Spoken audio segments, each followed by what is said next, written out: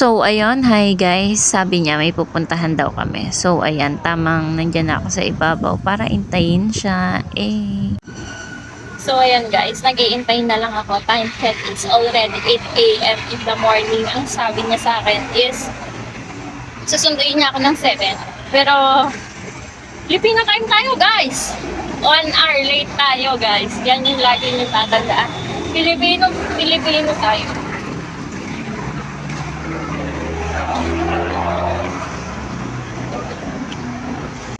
So, ayun, iniintay ko na lang.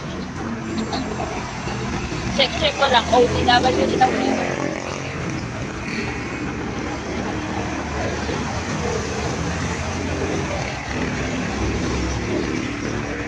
Bye! Update ko kayo guys later. So, ayun guys, natatanaw ko na siya. Noon sa wakas, dumating na girl. So, ayun guys, bumalik kami sa bahay. Can you see my outfit here? Oh my gosh, nag-smile siya. I love you. Thank you. So, ayun, siya pa nga naglagay na sa aking helmet.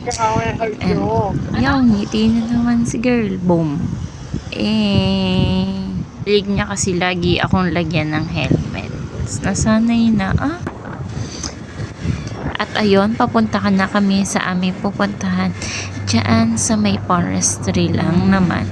At yun, nag-shortcut na nga kami. Kasi nga, malilate na kami sa aming pupuntahan. Napakaganda talaga ng tanawin dyan. Oh, ayan, oh. At ayun, touchdown forestry. So, ayun, ito yung first station namin. And yung iba is hindi ko na nakuha na ng video. Kasi nga, alam niyo naman, grouping. So, ayan, second station namin.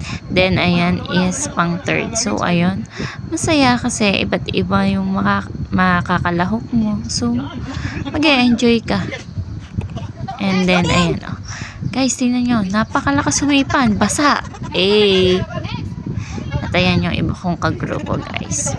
Farful! So ayun, natapos namin yung puzzle. Kasi every station magbibigay silang puzzle.